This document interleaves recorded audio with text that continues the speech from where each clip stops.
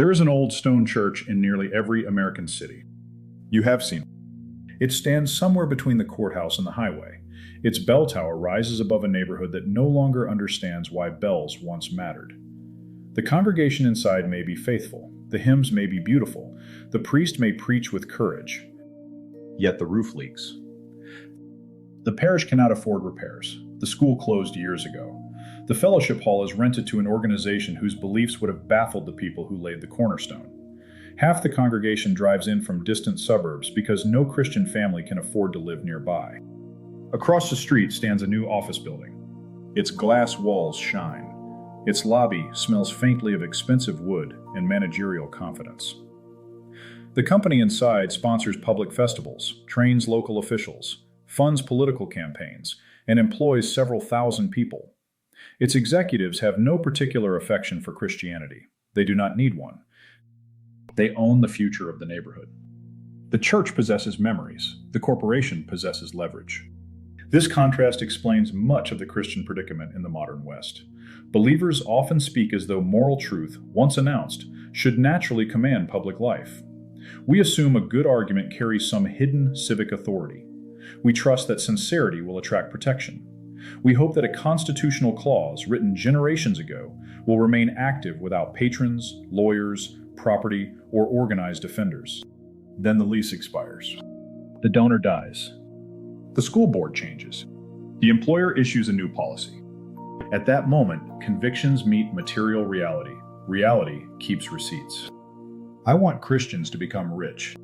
The sentence sounds dangerous because wealth is dangerous. Christ warned that riches can choke the word. St. Paul warned that the desire for wealth can lead men into ruin. St. James spoke with terrifying severity against men who withheld wages from laborers. The church has never lacked reasons to distrust gold. Gold makes a poor god. It makes a useful roof. The biblical problem is mastery. A man may possess wealth. Wealth may also possess the man. One arrangement produces stewardship. The other produces slavery with better upholstery. Christ told the rich young ruler to sell his possessions because those possessions governed him. His wealth occupied the center of his soul. When Christ called, the young man discovered that his treasure had become a throne. Zacchaeus presents another picture. After encountering Christ, he restored what he had stolen and gave generously. His property entered a new moral order. The gospel does not tell us that every remaining coin vanished. His conversion changed the purpose of possession. The Christian question concerns what wealth serves. Does it serve appetite? Does it serve vanity? Does it serve fear? Or does it serve the household of God? The monk may renounce property as a vocation. The father cannot renounce provision. The hermit may live in a cave. The bishop must maintain a church. A civilization cannot take a monastic vow because a civilization has children to feed, graves to tend, roads to mend, and walls to defend. Voluntary poverty can reveal the greatness of God. Involuntary dependence often reveals who holds the deed. These conditions should never be confused. Christian history contains saints who abandoned fortunes. It also contains saints whose fortunes built hospitals, monasteries, schools, and churches. Joseph of Arimathea had sufficient standing to approach Pilate. He had sufficient property to provide Christ with a tomb. Lydia possessed a household capable of receiving the infant church.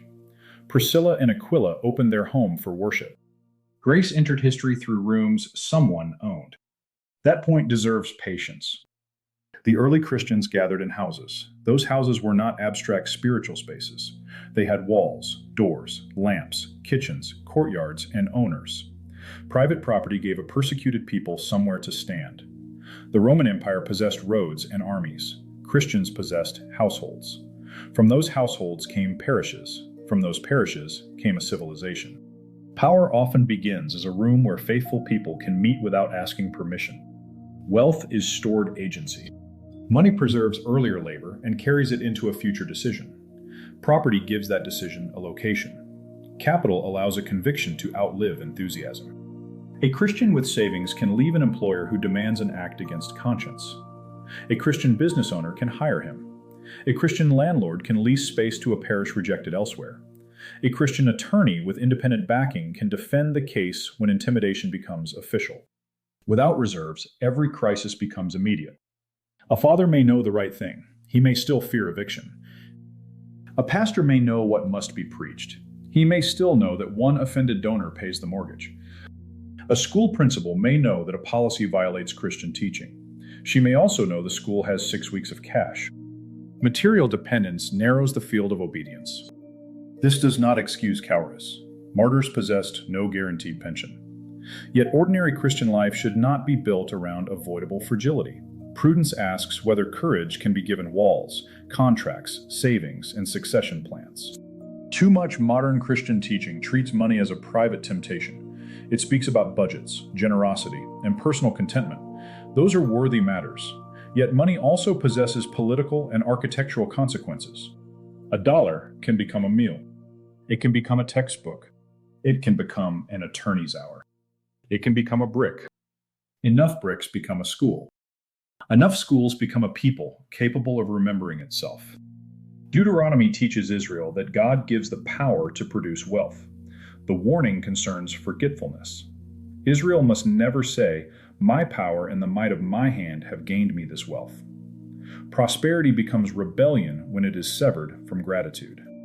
The answer is remembrance. Wealth can confirm a covenant when it remains ordered toward God. It can secure land, sustain worship, and protect inheritance. It can also build golden calves. The same metal can cover an altar or become an idol. Matter waits for form. That is part of man's calling as a sub-creator. The human person bears the imago Dei. He receives materials he did not make: land, timber, language, law, skill, inheritance, and time all arrive as gifts. Through stewardship and vocation, he gives those materials shape. A carpenter does this with wood. A mother does it with the hours of a household. A ruler does it with law. A merchant does it with capital. The moral question enters at the point of form. What pattern does the Christian impose? What kind of world emerges from his command?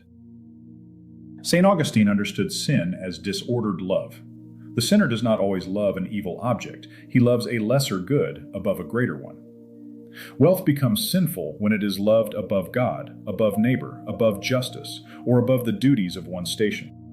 Ordered love does not destroy lesser goods. It places them beneath higher ones. A house is good. A family is greater. The church is greater still. God stands above all. When wealth enters this order, it becomes capable of serving holiness. When it leaves this order, it becomes a rival liturgy. The rich man begins to organize his life around preservation. His money promises safety. His property promises permanence. His influence promises immunity. Soon he fears any command that might disturb the arrangement. The coins stop being tools. They become icons of himself. This danger remains real. A Christian people seeking wealth must speak about it plainly. Wealth amplifies the condition of the soul. A generous man gains more means for generosity. A vain man acquires a larger stage. A coward buys a deeper cellar. Capital gives the heart a longer arm. For this reason, Christian wealth requires ascesis. Ascesis means disciplined training. The term is often associated with fasting, prayer, and bodily restraint. Its purpose is freedom. Through discipline, the appetites lose their right to command. The wealthy Christian needs such training with unusual severity. He should give in ways that cost him. He should fast while others flatter him. He should remain under pastoral correction. He should remember death. A man who can sign a large check may begin to think every room belongs to him. Someone should remind him that the cemetery is full of men whose names once opened doors. The goal is neither luxury nor guilt. The goal is command. Christians should command wealth before wealth commands them. The parable of the talents offers an image. The master entrusts capital to his servants. Two servants act. They trade, labor, risk, and return with increase. One servant buries what he received. His failure appears cautious. He loses nothing. He also creates nothing. The master condemns him. Many believers have adopted the spirituality of the buried talent. They regard the absence of scandal as the height of faithfulness. They avoid greed. They also avoid scale, risk, authority, and creation. Their money remains morally quiet while rival institutions use money loudly. The Christian keeps his hands clean. Someone else buys the building. This posture feels humble because it avoids responsibility. Yet responsibility avoided does not vanish. It passes to another steward. A political order will be funded. Schools will be built. News will be produced. Judges will be supported. Artists will be patronized. Neighborhoods will be shaped. If Christians decline the task, another moral vision will perform it. Empty thrones attract applicants with remarkable speed. Political power follows economic power because politics does not float above material life. Campaigns require salaries. Lawsuits require attorneys. Newspapers require writers who can eat while writing. Schools require land. Churches require roofs. Associations require staff. Even an honest political movement needs printers. Christians often approach public life as though superior arguments should eventually win. That belief mistakes politics for a seminar whose moderator has read Aquinas. Public officials respond to organized constituencies. They respond with special care to constituencies that own businesses, employ residents, fund legal action, and maintain institutions the state cannot quickly replace. The ballot matters. Ownership wakes earlier. A Christian voter may speak for 10 minutes at a public hearing. A major employer may quietly explain that a policy will move 500 jobs into another county. Both speakers are citizens. One sentence carries a heavier coat. This is neither fair nor mysterious. Power listens for consequence. The question for Christians concerns whether consequence can be placed under moral authority. Religious liberty is often described as a legal possession. A right exists on paper. A citizen invokes it. The state complies. Real life is untidier. A right must be understood, defended, funded, argued, and sometimes carried through years of litigation. The poor Christian may possess the same formal liberty as a national corporation. He does not possess the same ability to test the limit. Rights without resources can become family silver, locked behind museum glass. Everyone admires them. Nobody expects them to stop a raid. Material independence turns formal liberty into usable liberty. A family with savings can withdraw a child from a hostile school. A family surviving from one paycheck to the next may agree with the decision and remain unable to make it. The conviction exists, the tuition does not. A congregation that owns property can resist demands from a commercial landlord. A congregation meeting in rented rooms may discover that its theology became unacceptable between lease renewals. A Christian employer can absorb a worker dismissed for his faith. Without that network, the worker faces a choice between conscience and groceries. The gospel calls Christians to courage. Christian prudence should reduce the number of times obedience places children at immediate risk. This requires more than scattered, affluent individuals. Private wealth becomes public strength only when it takes durable form. A prosperous Christian may own a large home, several vehicles, and an enviable collection of kitchen equipment. He may also possess no influence beyond his own consumption. His wealth passes through markets arranged by other people. It strengthens institutions he does not govern. He calls himself successful because the money visits his account before continuing toward its true masters. Wealth without command becomes tribute. This is one of the great absurdities of modern Christian life. A believer earns a high salary from a company that treats his faith as a personnel risk. He sends his children to a university that trains them to despise his inheritance. He subscribes to media that portrays his moral convictions as a clinical condition. He buys products from firms that fund his political defeat. Then he donates a modest sum on Sunday and wonders why the culture moves in the opposite direction. Every dollar votes several times. Most vote before their owners do. Christian economic action should begin with attention. The nous can be described as the faculty of attention that desires the return to the center of the world. The nous seeks Christ, the Logos, the true center through whom all things were made, and in whom all things hold together. Sin scatters attention. Addiction places a false center before the soul. The addict circles a substance, an image, a sensation, or a ritual that promises relief. The algorithm performs a similar work. It draws the gaze outward. It presents 1,000 urgent fragments. The soul forgets its center. Money can do this as well. A man checks the account. Then he checks the market. Then he checks what his neighbors own. The figures become a small electronic shrine. Nepsis, the Christian discipline of watchfulness, guards the heart from such captivity. It asks what has entered the mind. It examines which desire now claims urgency. The wealthy Christian needs economic nepsis. Where does the money go? What habits does it feed?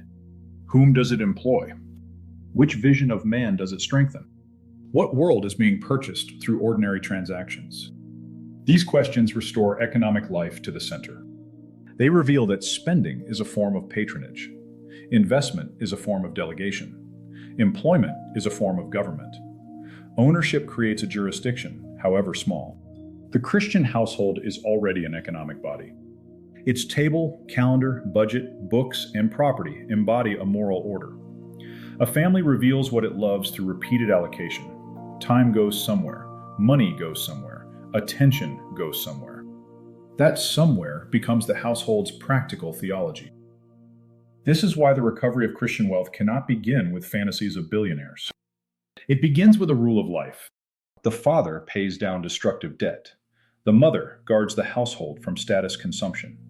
The family saves enough to withstand a season of pressure. They learn a trade, build a business, acquire land, or create something others need. The first goal is margin. Margin allows refusal. Without margin, every demand feels absolute. The employer sets the schedule, the bank sets the anxiety, the landlord sets the boundaries, the platform sets the audience. A small reserve opens a narrow door. Through that door enters agency. The next goal is competence. Christians should become excellent at work that produces real goods. Sentiment cannot replace skill. A Christian builder must know how to build. A Christian attorney must know the law. A Christian farmer must understand soil, weather, machines, and markets. Poor work, wrapped in religious language, remains poor work. The world has endured enough crooked shelves built beneath inspirational signs. Vocation carries a theological weight. God calls human beings to tend creation. Work takes the given world and shapes it toward human flourishing. Skill honors the material because skill attends to reality. The mason learns the stone. The physician learns the body. The merchant learns exchange. The ruler learns order. Each vocation contains temptations. Each also contains a form of authority. The Christian should seek mastery, because mastery expands the field of service. A competent man can protect others. An incompetent man creates additional people who need protection. From competence comes enterprise. A Christian business should produce something good, employ people honorably, and retain enough strength to survive pressure. Profit is neither proof of righteousness nor evidence of corruption. Profit shows that an enterprise has received more value than it spent during a given period. The moral judgment concerns how that value was produced and where it goes. Did the firm deceive customers? Did it exploit weakness? Did it degrade workers? Did it poison a community? Or did it create a useful good, reward labor, and preserve capital for future work? A business can become a school of character. Young workers learn punctuality, craftsmanship, speech, hierarchy, and responsibility. They learn that mistakes carry costs. They also learn that correction can restore trust. In a healthy Christian company, authority should possess a paternal character. This does not mean childish indulgence. Fathers demand growth. They bear responsibility for the whole. The owner should consider what his firm is making of its people. Are workers becoming more capable? Can a young man support a family? Can a mother perform good work without surrendering every domestic duty to strangers? Can employees speak truth upward? Does the company reward courage or flattery? These questions convert economic command into Christian stewardship. Private prosperity must eventually become structured. One successful family is vulnerable. 10 successful families can cooperate. 100 can found a school. 1,000 can alter a city. Coordination changes the political meaning of wealth. The church once understood this instinctively. Monasteries held land. Guilds trained craftsmen. Confraternities buried the dead. Hospitals grew from religious communities. Endowments carried a donor's intention across generations. Power became durable because it took architectural and legal form. Modern Christians often prefer events. Events feel alive. Buildings feel expensive. A conference gathers enthusiasm for a weekend. An endowed school teaches children after the founders die. A rally produces photographs. A land trust preserves a community. The choice is rarely dramatic. That is why people choose the dramatic one. Christians seeking public strength should think in decades. They should buy property before fashions inflate the price beyond reach. They should create endowments before a crisis arrives. They should train successors before the founder becomes irreplaceable. An organization that depends upon one charismatic man is a monarchy without an heir, and usually without the interesting uniforms. The local parish offers a practical center. It should know which members own businesses. It should know which members need work. It should know who practices law, who teaches, who builds, who farms, who repairs engines, and who can manage accounts. This knowledge should never become cronyism. Christians must not excuse fraud because the fraudster sings in the choir. Moral standards should become stronger within the household of faith. Yet believers should prefer trustworthy brothers when competence is equal. Contracts build networks. Networks build resilience. Resilience builds courage. A Christian business association can direct work toward firms that respect Christian life. A legal society can share costs when one member faces discrimination. A scholarship fund can prepare teachers for Christian schools. A housing fund can help families live near the parish. One project should be done well before 10 are announced. The temptation of powerless groups is theatrical scale. They draft plans for civilization before balancing the parish budget. They announce universities from folding tables. They speak of national renewal while nobody can find the key to the supply closet. Order grows through concrete fidelity. Buy one building. Train one apprentice. Defend one family. Keep one school open. Then repeat. Christian political power emerges from this network of practical authority. Politics concerns who decides. The state decides through law, but many governing decisions occur beneath the state. Employers govern workplaces. Schools govern classrooms. Banks govern credit. Landlords govern property. Platforms govern speech. A Christian people needs authority across these levels. Voting alone cannot supply it. A political campaign every 4 years cannot repair the absence of Christian employers, schools, newspapers, attorneys, and landowners. Electoral success without social structure produces brief access to offices surrounded by permanent bureaucracies. The victor discovers that someone else owns the furniture.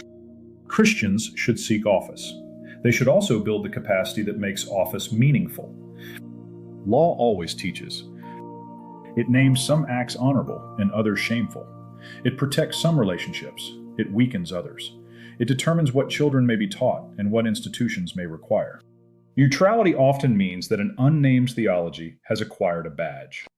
Romans 13 describes civil authority as a servant charged with rewarding good and restraining evil. This places government beneath judgment. The ruler must know good from evil. A legislature can name evil good. A court can protect injustice in polished prose. Christians cannot escape responsibility by withdrawing into private piety. A ruler cannot forgive sins. He can preserve the peace in which sinners hear the gospel. He cannot create holiness. He can refuse to punish holy living. That restraint carries immense value. Christian political power should secure the conditions under which worship continues, families govern their internal life, and the inheritance passes intact to children. This is guardianship. It understands its own limits. Power becomes monstrous when it promises redemption. The state cannot save. It can still smash the windows. Political prudence concerns preventing that outcome. Respect is secured through consequence. Courtesy matters. It is a virtue. Yet courtesy without strength can become decorative surrender. Officials accommodate groups capable of imposing lawful costs upon betrayal. Those costs may appear through elections, litigation, economic withdrawal, public exposure, or the creation of rival systems. A constituency becomes politically serious when its boundaries carry consequences. Christians have often substituted manners for leverage. They complain about a corporation and continue buying its products. They lament a university and send children, tuition, and prestige into its keeping. They condemn media corruption and provide the media with daily attention. This resembles a man funding the construction of his own stocks, then praising himself for remaining civil during the ceremony. Organized refusal matters. The Exodus offers the great biblical pattern. Israel's deliverance was spiritual, political, and economic. Pharaoh did not rule through ideas alone, he ruled through labor. Egypt consumed Israel's strength. The departure removed that labor and shattered the theology that justified slavery. The church need not imitate Pharaoh to understand that power respects organized withdrawal. Christians should know when to leave. They should know where to go. Withdrawal without a destination produces isolation. Withdrawal joined to construction produces a new center. This is why parallel structures matter. A Christian school gives parents somewhere to go. A business network gives workers somewhere to go. A media outlet gives attention somewhere to go. A parish with land gives worship somewhere to go. The alternative must exist before the refusal becomes costly. Noah built before the rain. Our age prefers to discover carpentry after the first floor floods. Christian wealth should make believers difficult to displace. A family that owns its home possesses a foothold. A tradesman who owns his tools carries part of his livelihood with him. A parish that owns land cannot be dismissed by a landlord's sudden moral awakening. A school with an endowment can survive a temporary fall in enrollment. Durability changes speech. The dependent man asks what he may say. The secure man asks what is true. Christians should seek enough independence to speak truth without calculating whether the pantry will be empty by Friday. This vision rejects luxury as a governing purpose. The present elite often treats wealth as insulation from ordinary life. Its members purchase distance from consequences. They live in guarded neighborhoods, hire private tutors, and preach social experiments whose costs fall elsewhere. A Christian ruling class must behave differently.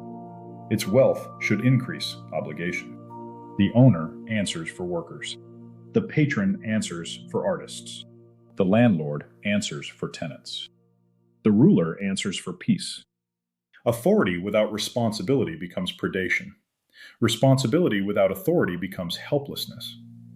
Christian order joins them.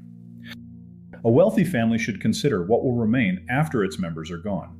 Consumption vanishes, endowment persists. A mansion may become an auction. A school may teach the donor's great-grandchildren.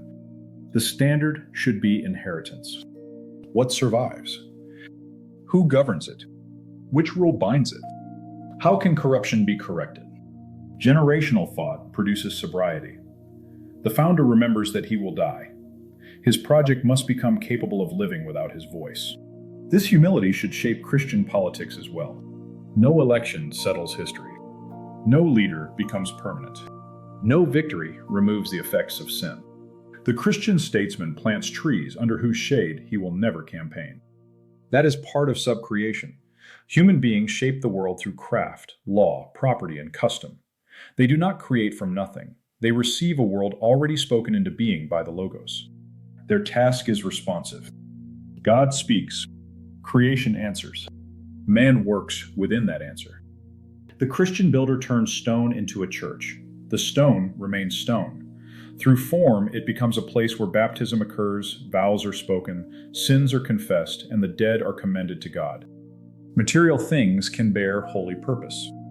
Wealth can do the same. Money converted into land becomes stability. Money converted into books becomes memory. Money converted into wages becomes household provision. Money converted into beauty becomes public instruction. The hallowing of the material world requires material command. Christians cannot sanctify what they refuse to touch. A warning remains. Christian power must remain Christian. Wealth can corrupt. Office can corrupt. Institutional success can transform servants into courtiers. Men begin by defending the church. Soon, they begin using the church to defend themselves. The answer is discipline.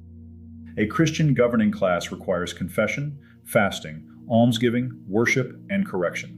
These practices protect attention from the false center. The wealthy man must remember that every possession will leave him. The ruler must remember that every office expires. The founder must remember that his name is less important than the work. The church must remain free to rebuke its patrons. A donor who can purchase silence has ceased to give. He has begun to rent the altar. Likewise, political power cannot turn the church into an office of the state. The state may protect worship. It cannot govern the sacraments.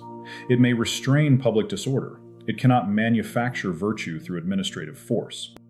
Law shapes conduct. Grace heals the person.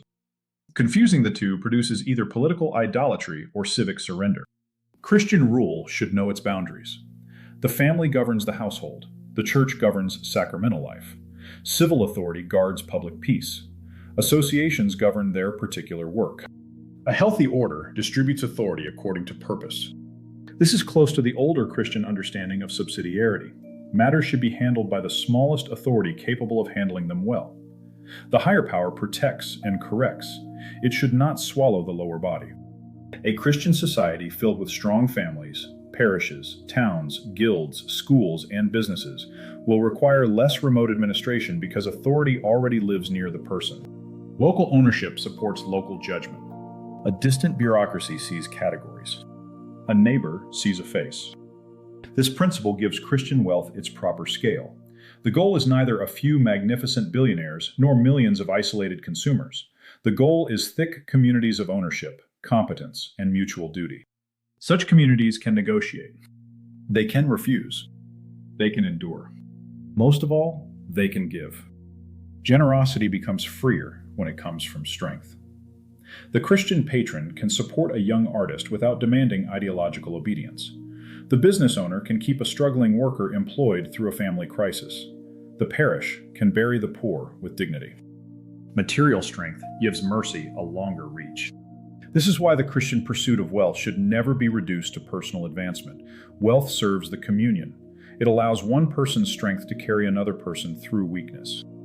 The book of Acts presents believers sharing resources so that vulnerable members were not abandoned. Their giving was voluntary. Property remained real, yet property entered a dense web of obligation. Barnabas sold a field because the church had become his people. Modern Christians often possess money without a people. Economic life occurs in one sphere, religious life occurs in another. The two briefly meet when an offering plate passes. They must meet more deeply. The Christian should know whom his wealth serves. He should know what his investments build.